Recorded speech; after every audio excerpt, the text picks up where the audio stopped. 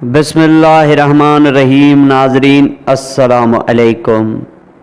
بنی اسرائیل میں دو بھائی تھے، جن میں ایک مسلمان تھا اور دوسرا کافر، اور تھے دونوں دریا کے شکاری۔ کافر بت کو سجدہ کرتا تھا، مگر جب مچھلیوں کے لیے جال دریا میں ڈالتا تو اس قدر مچھلیاں اس میں آ جاتی تھی کہ اس کو کھینچنا مشکل ہو جاتا تھا، مگر مسلمان کی جال میں صرف ایک ہی مچھلی آتی تھی اور اسی پر صبر کے ساتھ خدا کا شکر ادا کرتا تھا۔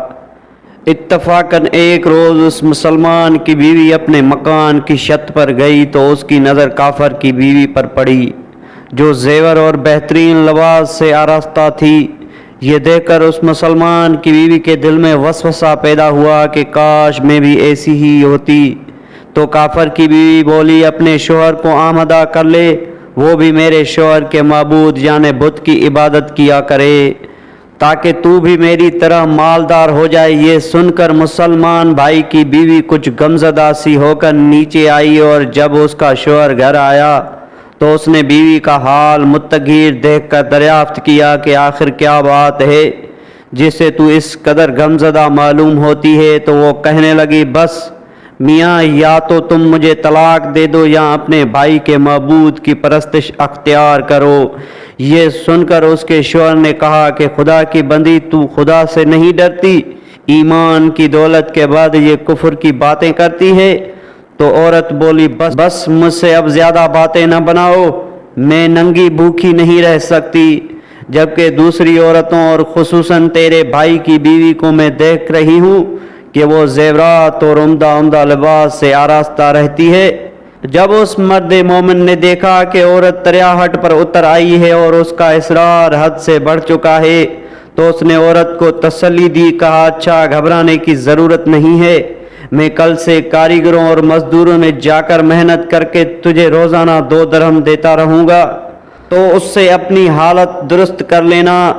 یہ سن کر عورت کو کچھ تسکین ہوئی، اور سویرے ہی وہ مرد مومن مزدوری کی تلاش میں نکلا، لیکن کہیں اسے مزدوری نہیں ملی۔ یہ دیکھ کر وہ دریا کے کنارے پہنچا اور شام تک خدا کی عبادت میں مصروف رہ کر رات کو جب گھر آیا تو بیوی نے دریافت کیا، آج تم کہاں تھے؟ تو وہ کہنے لگا، میں بادشاہ کی خدمت میں تھا، اس نے مجھ سے 30 دن کام کرنے کی شرط کی ہے۔ عورت بولی کہ آخر وہ بادشاہ تم کو کیا دے گا؟ تو اس نے جواب دیا کہ میرا بادشاہ بڑا کریم ہے اور اس کے خزانے مال و دولت سے بھرے ہوئے ہیں، وہ مجھے وہ دے گا جو میں چاہوں گا۔ چنانچہ اسی طرح برابر وہ اپنے معبود برحق کی عبادت میں مصروف رہا، اور تیسری رات ہوئی تو بیوی نے کہا، سنو میاں، اگر کل تم نے مجھے مزدوری لا کر نہیں دی تو تم پر مجھے طلاق دینا لازم ہو جائے گا۔ یہ سن کر اس کو کسی قدر پریشانی لاحق ہوئی، اور تیسری صبح کو اس نے ایک یہودی سے کہا، کیا تم مجھے مزدوری پر لگا لو گے؟ یہ سن کر یہودی نے کہا کہ ہاں، تم کو مزدوری تو مل جائے گی، لیکن شرط یہ ہے کہ میرے پاس تمہارے کھانے پینے کا کوئی انتظام نہ ہوگا۔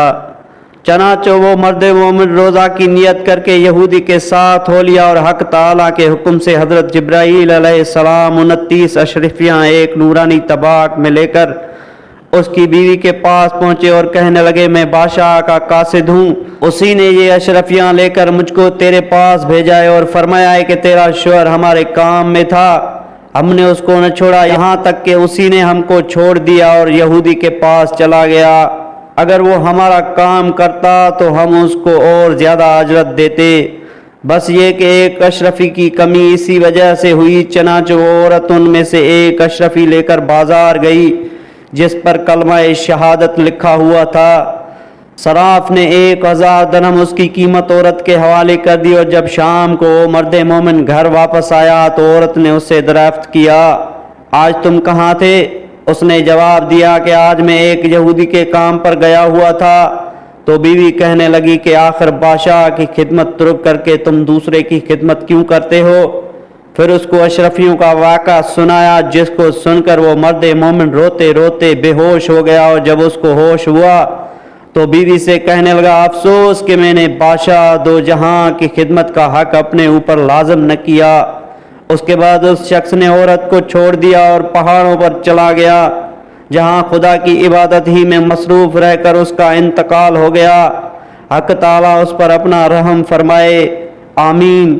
سچے خدا کے خزانوں میں کوئی کمی نہیں ہے، وہ بندے کو اس کی عبادت کا صلہ ضرور دیتا ہے، اگرچہ بعض دفعہ کسی حکمت کی بنا پر اس کے یہاں دیر ہو جاتی ہے، لیکن بہرحال اندیر پھر بھی نہیں ہوتی، وہ اپنے بندوں کو دیتا ضرور ہے۔ حق تعالی ہم سب کو صبر و شکر کے ساتھ رہ کر زندگی گزارنے کی توفیق عطا فرمائے، آمین ثم آمین۔